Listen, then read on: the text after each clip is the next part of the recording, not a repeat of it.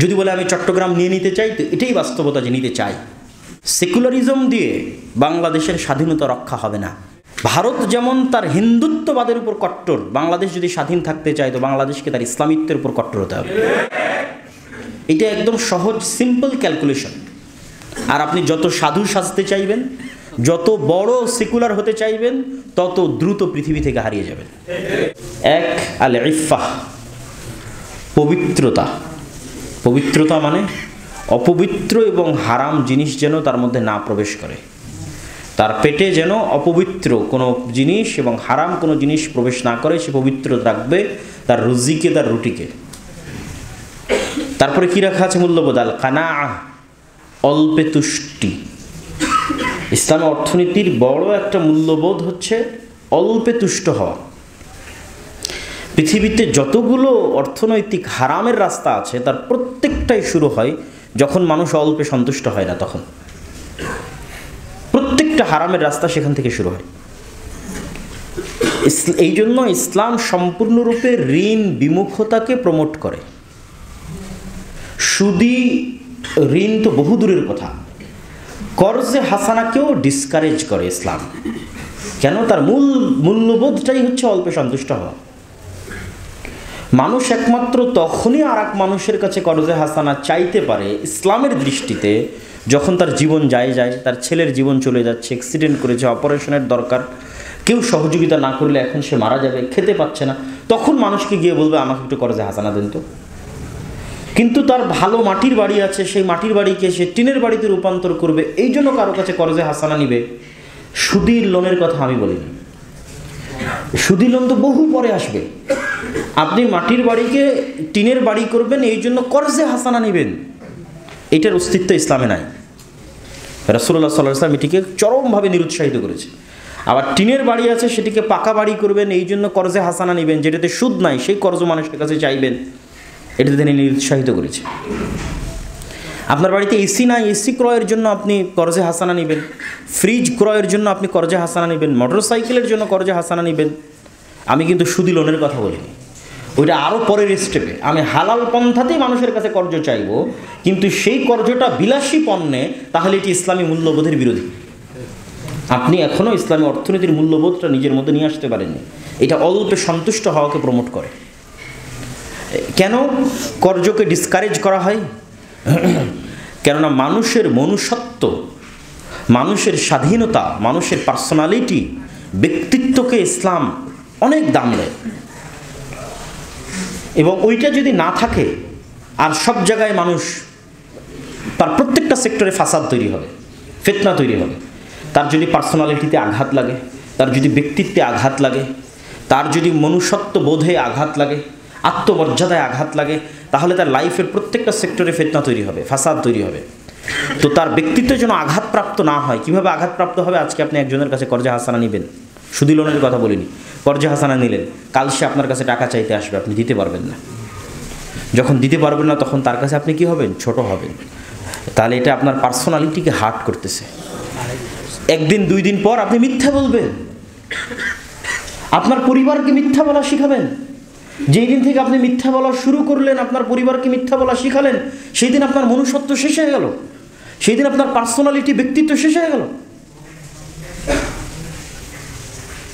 তখন যদি আপনার এই পার্সোনালিটি, ব্যক্তিত্ব, মনুষ্যত্ব শেষ হয়, আপনার আত্মমর্যাদা শেষ হয়ে যাবে, আপনার গায়রাত শেষ হয়ে যাবে। এই গায়রাতের প্রভাব সকল সেক্টরে পড়বে। তখন আপনার স্ত্রী যদি অন্যের বাড়িতে কাজ করেও টাকা নিয়ে এসে দেয়, আপনার মধ্যে কোনো ফিলিংস কাজ করবে না, কারণ আপনি আগেই তো নিজের আত্মমর্যাদা বিক্রি করে বসেছেন। কিন্তু যদি আপনার পার্সোনালিটি এবং আপনার স্বাধীনতা, আত্মমর্যাদা উঁচু থাকতো, তাহলে আপনি কখনোই আপনার স্ত্রীকে আরেকজনের বাড়িতে বা মাঠে কাজ করতে পাঠাতেন না। কিন্তু ওই যে শুরু থেকেই আপনি ইসলামী মূল্যবোধটা আপনার মধ্যে আসেনি, যে ইসলামের অর্থনীতির মূল্যবোধটা কি? অল্পে সন্তুষ্ট হওয়া, ঋণ বিমুখ থাকা। এরকম প্রত্যেকটা সেক্টরে ইসলামের মূল্যবোধ আছে। ঠিক পারিবারিক জীবনে ইসলামের সবচেয়ে বড় মূল্যবোধ হচ্ছে মানুষের যে লজ্জাস্থান আছে সেটির পবিত্রতা। এটি হচ্ছে সবচেয়ে বড় মূল্যবোধ। এবং এই মূল্যবোধের উপরে আল্লাহ সুবহানাহু ওয়া তাআলা পৃথিবীকে টিকিয়ে রেখেছেন, এই মূল্যবোধের উপরে আল্লাহ সুবহানাহু ওয়া তাআলা পৃথিবীতে পরিবার প্রথা জারি রেখেছেন, এবং এই মূল্যবোধ যখন নষ্ট হয়ে যাবে তখন পৃথিবীতে পরিবার প্রথা হুমকির সম্মুখীন হবে, এবং যখন পৃথিবীতে পরিবার প্রথা হুমকির সম্মুখীন হবে তখন আল্লাহ সুবহানাহু ওয়া তাআলা এই পৃথিবীকে রাখবেন না, এই পৃথিবী ধ্বংস করে দেবেন।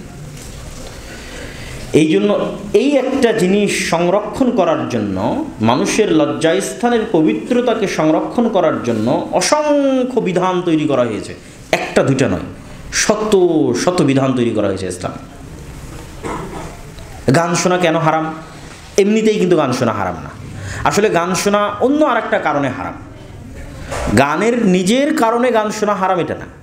কেন গান শোনা হারাম? গান অবৈধ সম্পর্ককে প্রমোট করে। তাহলে যে গান শুনবে তার মধ্যে অবৈধ সম্পর্কের আগ্রহ তৈরি হবে, সে যখন অবৈধ সম্পর্কের দিকে যাবে তখন তার ধীরে ধীরে লজ্জাস্থানের পবিত্রতা নষ্ট হবে। ওই মাকসাদটাকে ঠিক রাখার জন্য কত পূর্বে গান শোনাকে হারাম করা আছে। পর্দার কারণে পর্দা জরুরি এটা না। যদি সমাজে বেপর্দা থাকে তাহলে ধীরে ধীরে অবৈধ সম্পর্ক সহজ হবে, অবৈধ সম্পর্ক সহজ হলে লজ্জাস্থানের হেফাজত থাকবে না, নষ্ট হয়ে যাবে।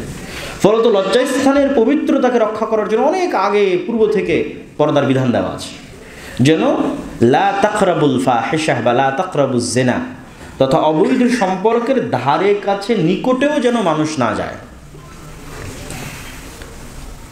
তাহলে এরকম কত শত বিধানের ভিত্তি লজ্জাস্থানের হেফাজত, তা আপনি কল্পনা করতে পারবেন না। আমি আরও দু একটা উদাহরণ দেব, কিন্তু তার আগে বোঝার সুবিধার্থে আরও বলি যে ইসলামে আকীদা বা বিশ্বাসের মূল ভিত্তি হচ্ছে তাওহীদ এবং শিরক থেকে মুক্ত থাকা।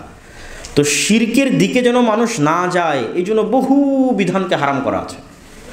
আসলে প্রকৃত অর্থে সরাসরি এটা শিরক না, কিন্তু এটা মানুষকে শিরকের দিকে নিয়ে যাবে।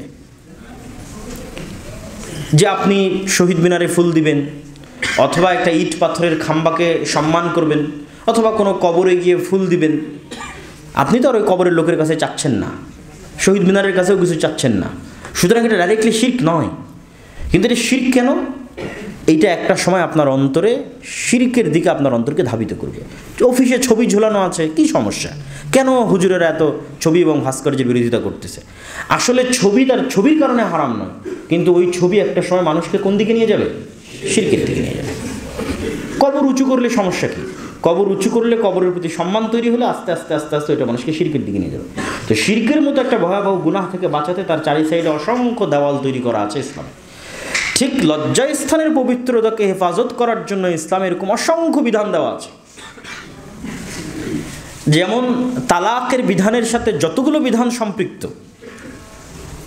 মেয়েদেরকে কেন ইদ্যত পালন করতে হবে? স্বামী যদি তাকে তালাকও দেয় তবুও কেন সে 3 মাসের পূর্বে অন্য জায়গায় বিবাহ বন্ধনে আবদ্ধ হতে পারবে না? বংশের পবিত্রতা রক্ষার জন্য, তথা আগের স্বামীর পক্ষ থেকে যদি তার পেটে কোনো সন্তান থাকে সেটি স্পষ্ট হওয়ার জন্য সে আর পরবর্তী 3 মাস অন্য কোথাও বিবাহ বন্ধনে আবদ্ধ হতে পারবে না।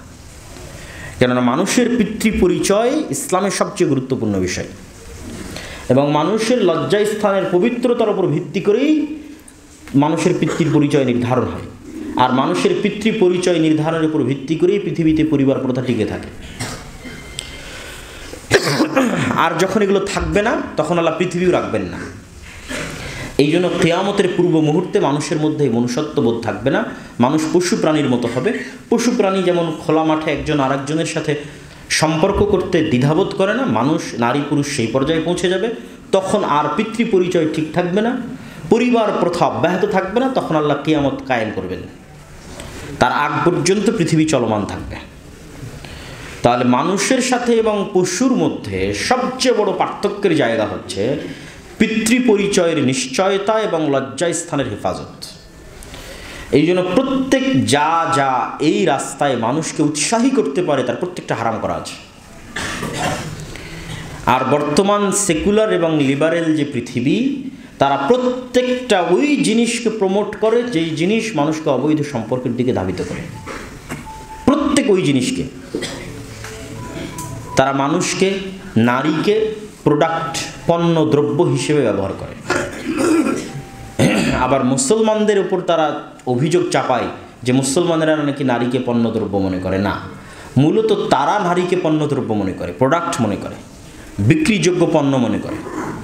ফলত পৃথিবীতে এমন কিছুই বিক্রি হয় না যার সাথে নারীর ছবি, নারীর কণ্ঠ, নারীর দৃশ্য, নারীর চেহারা সম্পৃক্ত না হয়। প্রত্যেকটা অ্যাড, প্রত্যেকটা অফিসের রিসিপশন, প্রত্যেকটা শোরুম, যেখানে যাবেন, গাড়ি কিনতে যান, কাপড় কিনতে যান, যাই কিনতে যান না কেন, সেখানে নারীকে শোপিসের মতো ইউজ করা হচ্ছে, যেন আপনি তার কারণে তার চেহারা এবং তার সৌন্দর্য উপভোগ করতো সেই জিনিসটি ক্রয় করতে উদ্বুদ্ধ হন। সুতরাং এখানে ক্রয় বিক্রয় হচ্ছে নারীর চেহারা, বিক্রিযোগ্য পণ্য হচ্ছে নারীর চেহারা, যোগ্যতা নয়, যোগ্যতার মাপকাঠিতে চাকরি নয়। বিমানবালা সহ, রিসিপশন সহ সব জায়গায় মূলত যোগ্যতার ভিত্তি হচ্ছে চেহারার সৌন্দর্যতা। তাহলে এখানে কি বিক্রি করা হচ্ছে? চেহারা বিক্রি করা হচ্ছে। আর ইসলাম সম্পূর্ণরূপে মানুষের মনুষ্যত্বকে এইরকম বিক্রিযোগ্য জায়গায় নামিয়ে আনার বিরোধী, মানুষকে যন্ত্র হিসেবে ট্রিট করার বিরোধী ইসলাম। ইসলাম কখনই মনে করে না যে মানুষ একটা যন্ত্র, কিন্তু আজকের সেকুলার এবং লিবারেল পৃথিবী মনে করে মানুষ একটা যন্ত্র। কিসের যন্ত্র? পয়সা কামানোর যন্ত্র, পয়সা ইনকাম করার মেশিন। এইভাবে আমাদের শিক্ষা ব্যবস্থা তৈরি করা হয়েছে, এইভাবে আমাদের পারিপার্শ্বিকতা তৈরি করা হয়েছে। কিন্তু ইসলামের দৃষ্টিতে মানুষকে যদি পয়সা কামানোর যন্ত্র মনে করা হয়, তাহলে এতে মানুষের অপমান করা হয়। মানুষের পয়সা কামানোটা হচ্ছে তার অপশনাল, তার মূল গুরুত্বটা কি? তার চারিত্রিক উন্নতি, তার ব্যক্তিত্ব, তার পার্সোনালিটি, তার সম্মান, তার আত্মমর্যাদা, এটা হচ্ছে মূল। ওইটা ঠিক রেখে যদি সে পয়সা ইনকাম করতে পারে, ঠিক আছে। কিন্তু সেকুলার দুনিয়াতে আপনি সব কিছু বিসর্জন দিয়ে দিবেন, আপনার ইজ্জত, আপনার আত্মমর্যাদা, আপনার সম্মান সব কিছু বিসর্জন দিয়ে দিবেন। কেন? আপনার টাকা দরকার। এটিকে বলা হয় বস্তুবাদী পৃথিবী, ম্যাটেরিয়ালিস্টিক। যা চোখে দেখা যায় শুধু তার জন্য দৌড়ানো, আর যা চোখে দেখা যায় না তার জন্য অযথা সময় নষ্ট না করা। কেননা নেকি, সম্মান, মর্যাদা, ব্যক্তিত্ব, জান্নাত, জাহান্নাম, আল্লাহর সন্তুষ্টি, গুনাহ, এগুলো একটাও চোখে দেখা যায় না। কিন্তু টাকা অবশ্যই চোখে দেখা যায়, বাড়ি গাড়ি অবশ্যই চোখে দেখা যায়। এই জন্য ইসলামে বিশ্বাসের ক্ষেত্রে শুরুতেই বলা আছে আল ইমান বিল গায়ব, অদৃশ্যের উপর বিশ্বাস। আপনি মুসলিম হতে চাইলে অদৃশ্যের উপর বিশ্বাস দিয়েই ইসলামের শুরু। যতগুলো পয়েন্ট, 6টা, তার বেশিরভাগই অদৃশ্য। আল্লাহ সুবহানাহু ওয়া তাআলাকে আমরা দেখেছি? দেখিনি। আমাদের জন্য আল্লাহ রাসূলও অদৃশ্য, কারণ আমরা আল্লাহ রাসূলকেও দেখিনি, আমরা ফেরেশতাদেরকে দেখি না, কিয়ামত সংঘটিত হচ্ছে কি হবে কি হবে না আমরা দেখিনি, তাকদীরের বিষয় আমরা জানি না। তাহলে ইসলামের মৌলিক যে 6টা বিশ্বাস, তার প্রত্যেকটা অদৃশ্য, এবং এটির উপরে ইসলাম টিকে আছে। এই অদৃশ্য বিশ্বাসগুলো যতটা মজবুত হবে আমার এবং আপনার অন্তরে, আমরা ততটা এই বস্তুবাদী দুনিয়ার চিন্তাধারা থেকে বেরিয়ে আসতে পারব, এবং আমাদের চিন্তা চেতনা হবে পরকালমুখী, যে আমাদের মৃত্যুর পর এই জগতের পর কি হবে। এবং আল্লাহ সুবহানাহু ওয়া তাআলা কোরআন মাজিদে বারবার মানুষকে পরকালের কথা স্মরণ করিয়েছেন, আর দুনিয়ার অকার্যকরিতা, দুনিয়ার ক্ষণস্থায়িত্ব, দুনিয়ার ধোকার কথা স্মরণ করিয়েছেন। অমাল হায়াতুদ দুনিয়া ইল্লা মাতাউল গুরুর, দুনিয়া ধোকার জায়গা মাত্র। বহু আয়াত আল্লাহ সুবহানাহু ওয়া তাআলা বলেছেন। পরকালের কথা বলেছেন খায়রুম ওয়া আবকা, পরকাল হচ্ছে তোমাদের জন্য সবচেয়ে উপকারী এবং চিরস্থায়ী। তাহলে ইসলামের মূল্যবোধগুলো আপনি ঠিকঠাক ধরতে পারবেন যখন আপনার চিন্তা চেতনা, সেকুলার যে চিন্তা চেতনা আছে, বস্তুবাদী চিন্তা চেতনা, সেটি থেকে বের হয়ে পরকালমুখী চিন্তা চেতনা হবে। পরকাল ঠিক রেখে আপনি সব কিছু অর্জন করতে পারেন, ইসলামে বাধা নাই। কিন্তু আপনি দুনিয়ার জন্য সব কিছু বিসর্জন দিয়ে দিলেন, তার মানে দিন শেষে আপনার ব্যক্তিত্ব, আত্মমর্যাদা, আত্মসম্মান, ইজ্জত সব কিছু বিসর্জন দিয়ে দিলেন। যেমন আমাদের মা এবং বোনদের উদাহরণ আমি তুলে ধরেছি। সম্মানিত উপস্থিতি, তো আমরা আলোচনা করছিলাম যে যুবক সমাজ যদি তাদের নৈতিক এবং চারিত্রিক অধপতন থেকে বাঁচতে চায়, তাদেরকে আগে জানতে হবে কোন মানদণ্ডের উপর ভিত্তি করে নীতি নৈতিকতা নির্ধারিত হয়। সেটি ইসলামের মূল্যবোধ আমাদের বিশ্বাস অনুযায়ী। ঠিক যেমন আমি ইসলামী অর্থনীতিতে ইসলামের মূল্যবোধ কী তা তুলে ধরলাম, পরিবার বা ব্যক্তি জীবনে ইসলামের মূল্যবোধ কী তার একটা উদাহরণ তুলে ধরলাম, যে লজ্জা স্থানের পবিত্রতা, এটা অনেক ইম্পর্টেন্ট এবং গুরুত্বপূর্ণ। এবং তার সপক্ষে কিছু কোরআনের আয়াত এবং হাদিসও আপনাদের সামনে তুলে ধরার চেষ্টা করব ইনশাআল্লাহ। আর সর্বশেষ যেটি বললাম সেটি হচ্ছে, আমরা যদি এই মূল্যবোধের প্রতি আমাদের বিশ্বাসকে গভীর করতে চাই, তাহলে আমাদের সেকুলার সিস্টেম আমাদের পারিপার্শ্বিকতাকে যেভাবে বস্তুবাদী চিন্তাধারা দিয়ে তৈরি করেছে, এই বস্তুবাদী চিন্তাধারা থেকে বের হয়ে আমাদের চিন্তা চেতনা কী হতে হবে? পরকালমুখী। কি চিন্তা চেতনা হতে হবে? পরকালমুখী চিন্তা চেতনা হতে হবে। পরকালমুখী চিন্তা চেতনা মানে দুনিয়াকে বাদ দেওয়া নয়, কখনোই না। আপনি দুনিয়ার প্রত্যেকটা কাজ করবেন পরকালের নিয়াতে। আপনি কারমাইকেল কলেজে পড়ছেন, তবুও কিসের নিয়াতে? পরকালের। আপনি অর্থনীতিতে পড়েন, ইংরেজিতে পড়েন, যে কোনো সাবজেক্টে পড়েন, এই অধ্যয়নটাই, পড়াটাই আপনার জন্য নেকির কাজে পরিণত হতে পারে যদি আপনার মধ্যে নিয়াতের বিশুদ্ধতা থাকে, আপনার মধ্যে কাজের সততা থাকে।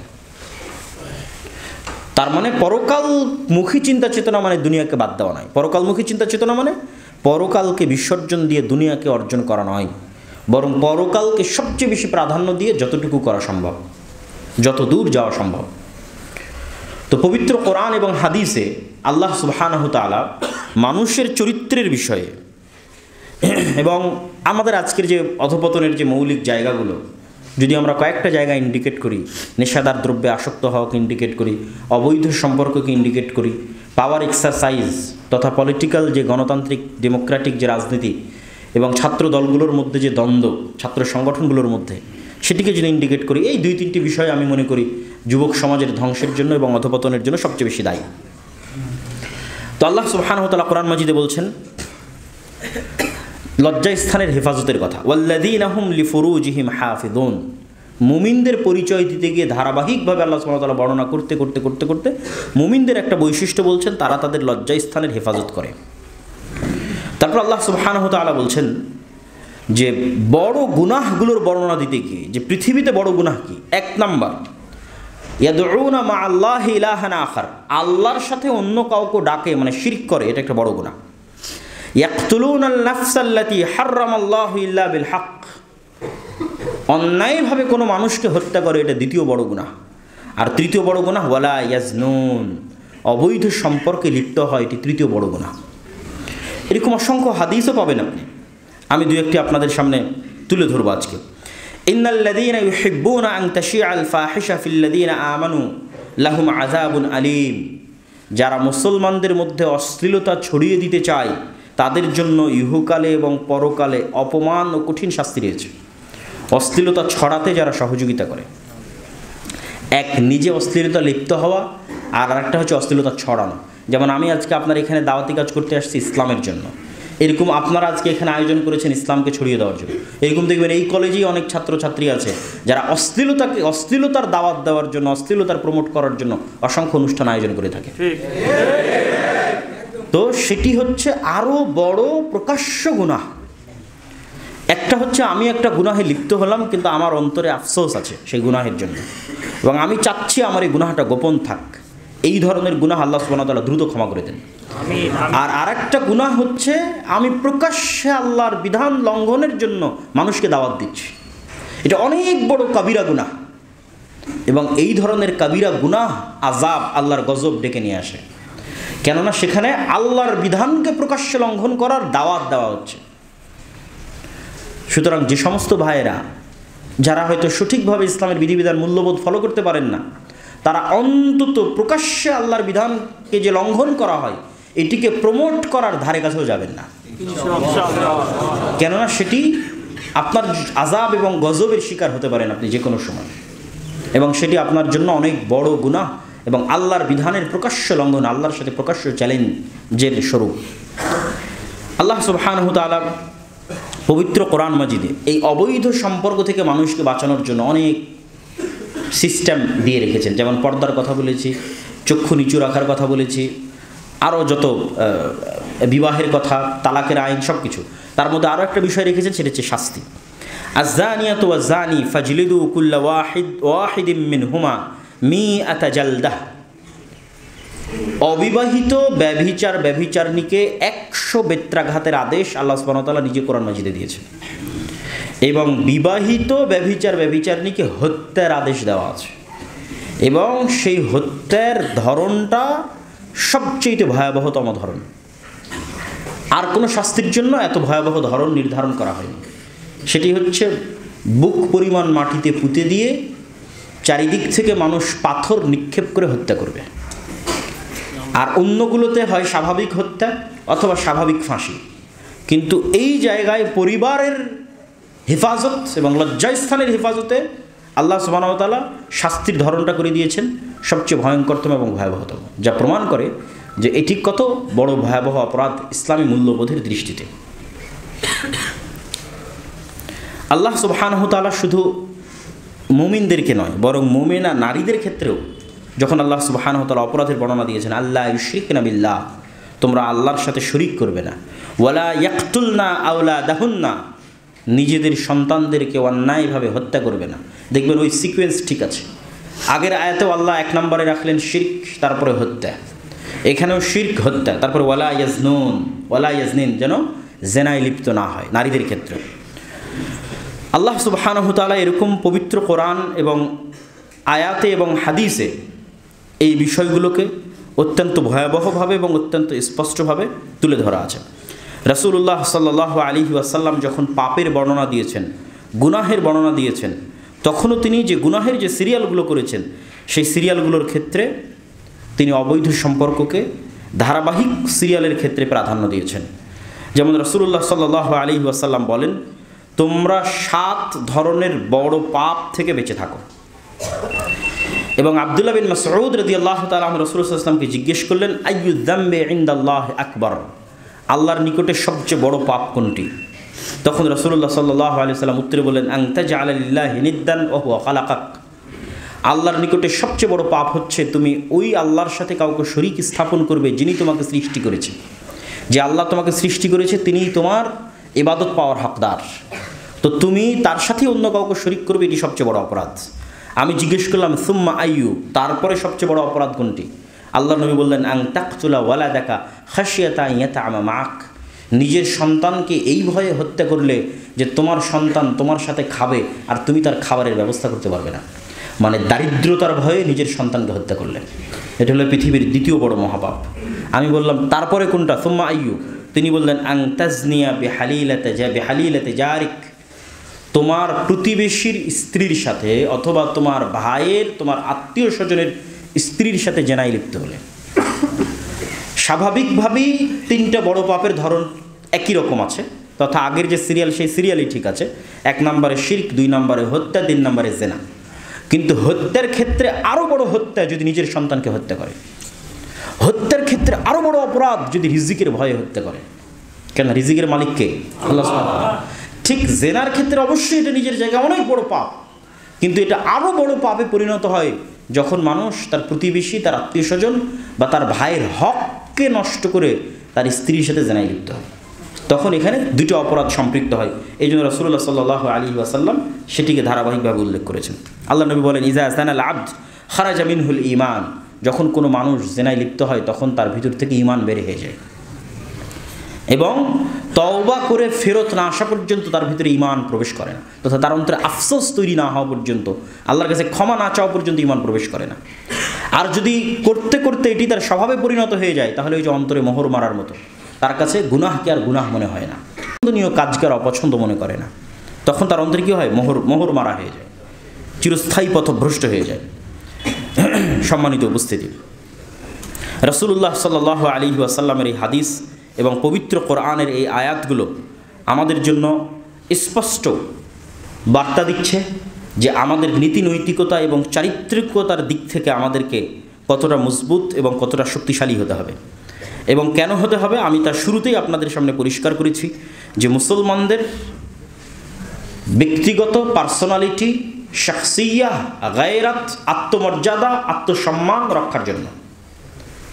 এই জন্য রাসূলুল্লাহ সাল্লাল্লাহু আলাইহি ওয়াসাল্লাম বলেছেন, লা ইয়াদখুলুল জান্নাতা আদ-দায়ুস, দায়ুস জান্নাতে প্রবেশ করবে না। দায়ুসকে, যার আত্মমর্যাদা নাই, পার্সোনালিটি নাই, ব্যক্তিত্ব নাই, যে তার পরিবারে বেহায়াইর সুযোগ দিয়েছে সে দায়ুস।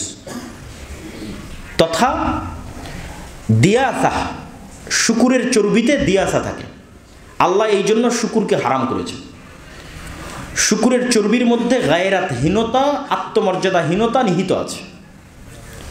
এই জন্য শুকুর ঘৃণিত, অপরিষ্কার, জঘন্য, নিকৃষ্ট জায়গায় থাকে এবং অপরিষ্কার থাকা সে পছন্দ করে। এমনকি তাদের যে বিষ্ঠা আছে, তাদের যে মল আছে, সেটিকে চাটা এবং খাওয়া শুকুরের নিজস্ব চারিত্রিক বৈশিষ্ট্য, যা তার গোস্ত এবং তার চর্বির মধ্যে এই ধরনের নিকৃষ্টতাকে নিহিত করে, অন্তর্ভুক্ত করে। ফলত মানুষ যখন প্রচুর পরিমাণে শুকুরের চর্বি খাবে, তখন ধীরে ধীরে ধীরে ধীরে তার মধ্যে ওই গায়রাতহীনতা চলে আসবে। তখন সেও এরকম নিকৃষ্ট, অপবিত্র, জঘন্য, মানুষের কাতার থেকে নেমে পশুর কাতারে চলে যাওয়া।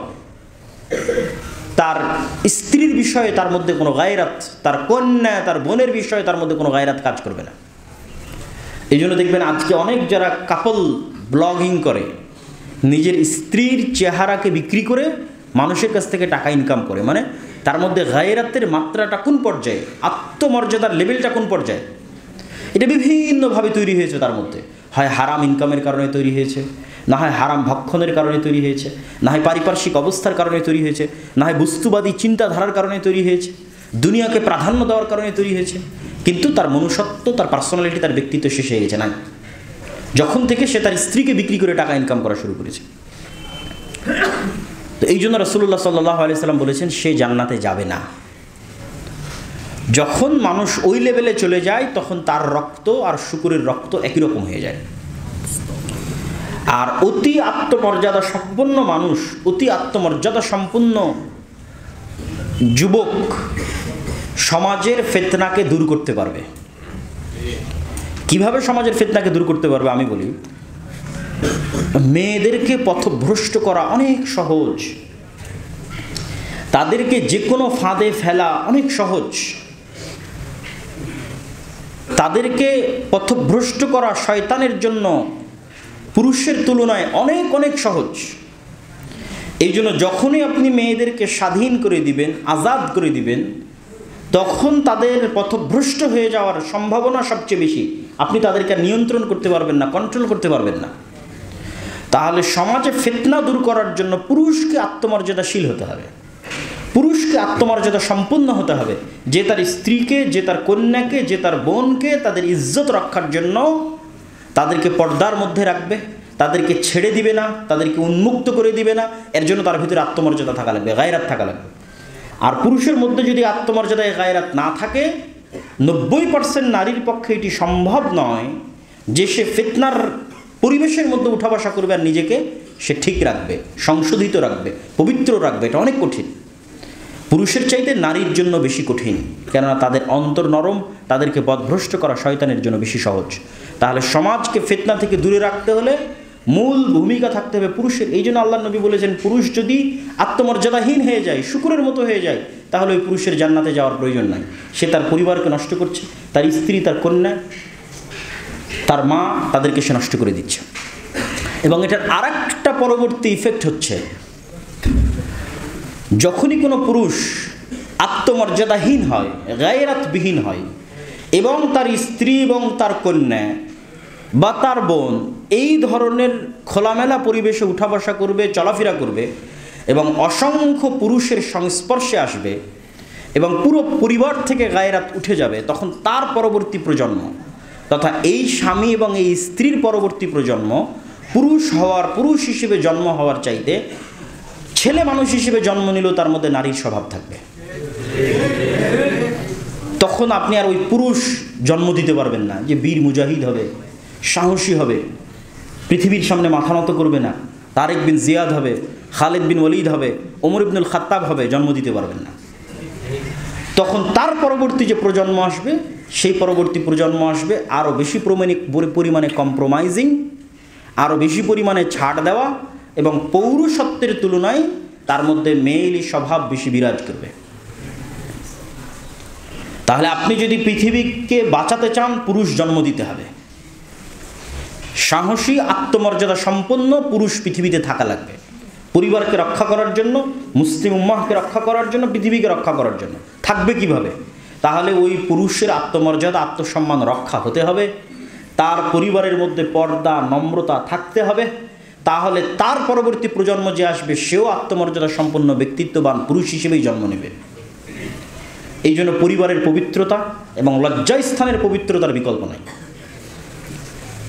আল্লাহ সুবহানাহু ওয়া তাআলা আমাদেরকে এবং আমাদের পরবর্তী বংশধরদেরকে আমাদের নিজেদের লজ্জাস্থানের পবিত্রতা এবং আমাদের পরিবারের পবিত্রতা রক্ষা করত, আমাদের নিজেদেরকে পুরুষ হওয়ার এবং আমাদের পরবর্তী প্রজন্ম থেকে আল্লাহ সুবহানাহু ওয়া তাআলা মহাপুরুষ, আলফা মেল, যারা আরও বেশি উঁচু আত্মমর্যাদা সম্পন্ন, উঁচু মানসিকতা সম্পন্ন, উঁচু ব্যক্তিত্ব সম্পন্ন, নেতৃত্বের গুণাবলী সম্পন্ন এই ধরনের পুরুষের আশার তৌফিক দান করেন আল্লাহ। বক্তব্যের শেষের দিকে আর দুটি টপিক থেকে যাচ্ছে। একটা হচ্ছে পাওয়ার এক্সারসাইজ গণতান্ত্রিক রাজনৈতিক দলগুলোর কারণে, আর 2 নম্বর হচ্ছে নেশাদার দ্রব্য। এই দুটির ক্ষেত্রে মুসলমানদেরকে মনে রাখতে হবে যে মুসলমানেরা সবচেয়ে বেশি প্রোডাক্টিভ হওয়া উচিত, মুসলমানদের সবচেয়ে বেশি উৎপাদন ক্ষমতা সম্পন্ন হওয়া উচিত। মুসলমানেরা যদি প্রোডাক্টিভ না হয়, তারা যদি উৎপাদন ক্ষমতা সম্পন্ন না হয়, তাহলে তারা পৃথিবীকে বিজয় করতে পারবে না। যে আপনার চেয়ে বেশি প্রোডাক্টিভ হবে সেই পৃথিবী শাসন করবে। সেক্ষেত্রে আল্লাহ সুবহানাহু ওয়া তাআলা কে মুমিন কে কাফের তা দেখবেন না। আমেরিকা এবং ইসরায়েল জ্ঞান বিজ্ঞানে আমাদের চেয়ে এগিয়ে, তাই তারা পৃথিবী শাসন করতেছে। আমরা তাদের চেয়ে জ্ঞান বিজ্ঞানে পিছিয়ে, প্রযুক্তিতে পিছিয়ে, পরিশ্রমের চেষ্টায় পিছিয়ে, এই জন্য আমরা পৃথিবী শাসন করতে পারতেছি না। আমাদের বিশ্ববিদ্যালয় কলেজগুলোর র্যাঙ্কিং দেখেন, আমাদের ছাত্রদের যোগ্যতা দেখেন, তাদের স্টুডেন্ট, তাদের ইউনিভার্সিটি কলেজের র্যাঙ্কিং দেখেন, তাদের স্টুডেন্টদের যোগ্যতা দেখেন। তাহলে পৃথিবী তারা শাসন করবে না আমরা শাসন করব? অবশ্যই তারা শাসন করবে। আর যদি বলি না আমরা শাসন করব, আমরা গোলামি থেকে মুক্তি চাই, স্বাধীন হতে চাই, তাহলে অবশ্যই প্রোডাক্টিভ হতে হবে, অত্যাধিক পরিশ্রম করতে হবে। আর অত্যাধিক পরিশ্রম করতে হলে অবশ্যই নেশা থেকে নিজেকে দূরে রাখতে হবে, অবশ্যই পড়ালেখা ইনভেস্ট করতে হবে। আর যদি চলমান যে গণতান্ত্রিক রাজনীতি আছে, পাওয়ার এক্সারসাইজের যে কালচার আছে বাংলাদেশের ইউনিভার্সিটি কলেজগুলোতে, এগুলোই বাংলাদেশের ছাত্র সমাজের শিক্ষার মেরুদণ্ডকে ধ্বংস করে দিচ্ছে। স্বাধীনতার পর থেকে নিয়ে এখন পর্যন্ত ছাত্র সমাজের শিক্ষার মেরুদণ্ড এবং একাডেমিক ব্যাকগ্রাউন্ড ধ্বংস করে দেওয়ার জন্য এই দুইটা জিনিসই দায়ী। এক, নেশায় আসক্তি, আর 2, ক্ষমতার নেশা। ওইটা আরেকটা নেশা, আফিমের চাইতে ভয়ঙ্কর। যখন আপনি একবার রাজনীতির মধ্যে ঢুকে যান, দলের পদ পদবীর নেশার মধ্যে ঢুকে যান, হল কন্ট্রোলে রাখা, দখলে রাখা ইত্যাদি টেন্ডেন্সির মধ্যে ঢুকে যান, তখন আপনার দ্বারা পড়াশোনা করা, একাডেমিক ব্যাকগ্রাউন্ডের সামনের দিকে এগিয়ে যাওয়া সম্ভব নয়। তখন আমরা কি জাতিগতভাবে পিছিয়ে যাই। আমরা ওই আবার রাজনীতি করে আমাদের ক্ষমতায় যাওয়ার চিন্তা দেখতে হয়, স্বপ্ন দেখতে হয়। আর আমাদের দেশকে পরিচালনার জন্য না যোগ্য ইঞ্জিনিয়ার তৈরি হয়, না যোগ্য বিজ্ঞানী তৈরি হয় না। তো এই জন্য আমরা মুসলিম উম্মাহ হিসেবে যদি আমরা চাই যে আমরা প্রোডাক্টিভ হব, প্রোডাক্টিভ থাকব, পৃথিবীকে শাসন করব, স্বাধীন হব, পড়াশোনা করতে হবে। আমি মাঝে মধ্যে উদাহরণ দিই যে এই যে গত বিশ্বকাপ, ফুটবল বিশ্বকাপে ঢাকা বিশ্ববিদ্যালয়ের টিএসসি চত্বরে হাজার হাজার ছাত্র একত্রিত হয়ে ফুটবল খেলা দেখতেছে, তখন আমি ইংল্যান্ডে। অথচ আমাদের ইউনিভার্সিটি, কি অক্সফোর্ড, কি ক্যামব্রিজ, আর কোনো ইউনিভার্সিটিতে তাদের পড়াশোনা এবং গবেষণার বাইরে কোনো সময় নাই। পরিশ্রম না করলে, কাজ না করলে খেতে পাবে না।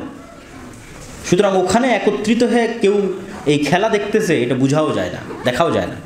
তাহলে ওরা যদি পৃথিবীর শাসন না করে আমরা কিভাবে করব? আমরা গোলাম থাকব। এই জন্য আপনাদেরকে ইহুদিদের থেকে শিক্ষা নিতে হবে। ইহুদিরা অভিশপ্ত, কিন্তু নিজের দিনের উপর কট্টর, ভ্রান্তির উপর কট্টর। হিন্দুরা অভিশপ্ত, কিন্তু নিজের দিন, নিজের ভ্রান্তির উপর কট্টর। আর আপনি মুসলমান হয়ে আপনি সবচেয়ে উদার, আপনি হচ্ছেন সেকুলার। আপনার এক গালে যদি কেউ আঘাত করে, আপনি আর এক গালে গিয়ে দেন, ঠিক আছে আমি ধৈর্য ধরছি, আমার আর এক গালেও তুমি মেরে নাও। কিন্তু আপনার পার্শ্ববর্তী দেশে দেখেন, আপনি নিশ্চিত জানেন এটা পৃথিবীর একটা ভ্রান্ত দিন। এই দিনের ভ্রান্তি হওয়ার জন্য কোনো লজিকও লাগবে না, এত একটা বড় ভ্রান্ত দিন, কিন্তু তারপরেও তারা তাদের দিনের উপর কতটা কট্টর। গুজরাতের মতো জায়গায় গণহত্যা চালিয়েও গত 10-15 বছর যাবৎ ক্ষমতায় আসীন আছে এবং হিন্দু ধর্মের কট্টরতার উপর ক্ষমতা পরিচালনা করতেছে। আপনারা সেই জিনিসগুলোকে মজাক মনে করতেছেন, ট্রল মনে করতেছেন, কিন্তু আসলে এটা তাদের বাস্তবতা।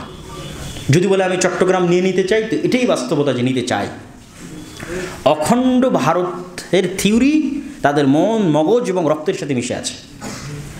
তাহলে তার ভ্রান্তির উপর সে কট্টর। আর আপনি দিন ইসলাম, সেটা সঠিক দিন হওয়ার পরও আপনি সবচেয়ে কম্প্রোমাইজিং, না আমি সবচেয়ে ভালো, আমি সেকুলার।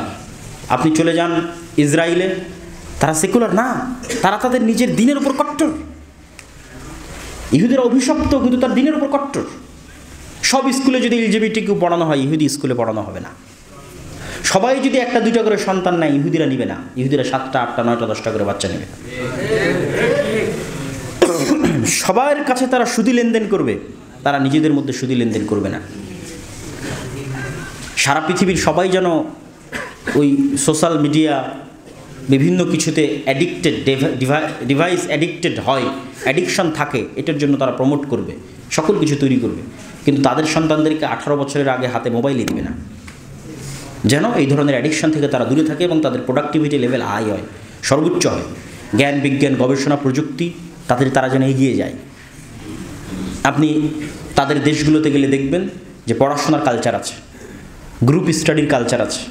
বাসে, ট্রেনে মানুষ পড়তেছে, ছাত্রছাত্রীরা পড়তেছে, বেপর্দা কিন্তু পড়তেছে। তার অন্তরে ইমান নাই, কিন্তু জ্ঞানের গুরুত্ব আছে। আর আমাদের অন্তরে আমরা ইমানের আলো ধারণ করে নিয়ে বেড়াচ্ছি, কিন্তু আমরা জ্ঞান বিজ্ঞান থেকে, পড়াশোনা থেকে শত শত কিলোমিটার দূরে, হাজার হাজার কিলোমিটার দূরে। এইভাবে কিন্তু আমাদের মুক্তি হওয়া বা স্বাধীন হওয়া সম্ভব নয়। ফলত এই ধরনের নেশা থেকে, এই ধরনের পাওয়ার প্র্যাকটিস থেকে বের হয়ে এসে আমাদেরকে জ্ঞান অর্জনের দিকে মনোনিবেশ করতে হবে এবং নিজের দিনের উপর কট্টর হতে হবে। আপনি একটা ইহুদি পাবেন না যে দাড়ি রাখতে চুল পরিমাণ হেজিটেশন ফিল করে, একটা ইহুদি পাবেন না।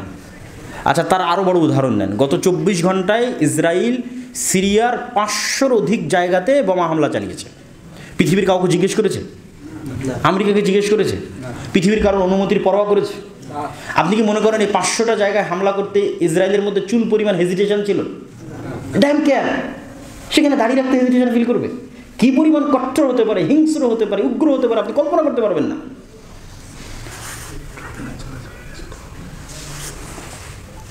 তো আপনি আপনার দিনের উপর আপনি ব্যবস্থা করেন,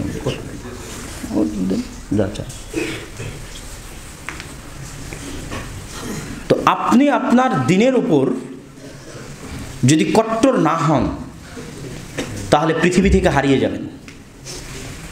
সেকুলারিজম দিয়ে বাংলাদেশের স্বাধীনতা রক্ষা হবে না। ভারত যেমন তার হিন্দুত্ববাদের উপর কট্টর, বাংলাদেশ যদি স্বাধীন থাকতে চায় তো বাংলাদেশকে তার ইসলামিত্বের উপর কট্টর হতে হবে। এটা একদম সহজ, সিম্পল ক্যালকুলেশন। আর আপনি যত সাধু সাজতে চাইবেন, যত বড় সেকুলার হতে চাইবেন, তত দ্রুত পৃথিবী থেকে হারিয়ে যাবেন। অতএব যুবক ভাইদের উদ্দেশ্যের মুদাত্ত আহ্বান জানাতে চাই, জ্ঞান অর্জনে মনোনিবেশ করি, নিজের দিনের উপর কট্টর হই, নিজের দিন পালন করতে হেজিটেশন ফিল না করি। আপনার পার্শ্ববর্তী ভারতের হিন্দুরা তার দিন পালন করতে হেজিটেশন ফিল করে না। প্রকাশ্যে তার দিনের ঘোষণা দিতে, রাষ্ট্রে তার দিন প্রতিষ্ঠা করতে চুল পরিমাণ হেজিটেশন ফিল করে না। দুনিয়ার কারো কথার দাম দেয় না। ইহুদিরা, ইসরায়েলেরা দেয় না। আপনি কেন দিবেন? আপনি যতদিন দিবেন ততদিন গোলাম থাকবেন। মাথা উঁচু করে দাঁড়াবেন, নিজের দিনের উপর কট্টর হবেন, জ্ঞান অর্জন করবেন, ইনশাআল্লাহ পৃথিবীর বিজয় এবং স্বাধীনতা আপনাদের পদচুম্বন করবে। আল্লাহ সুবহানাহু ওয়া তাআলা কবুল করুক। আল্লাহুম্মা আমিন। এইগুলো আমি আমার সংক্ষিপ্ত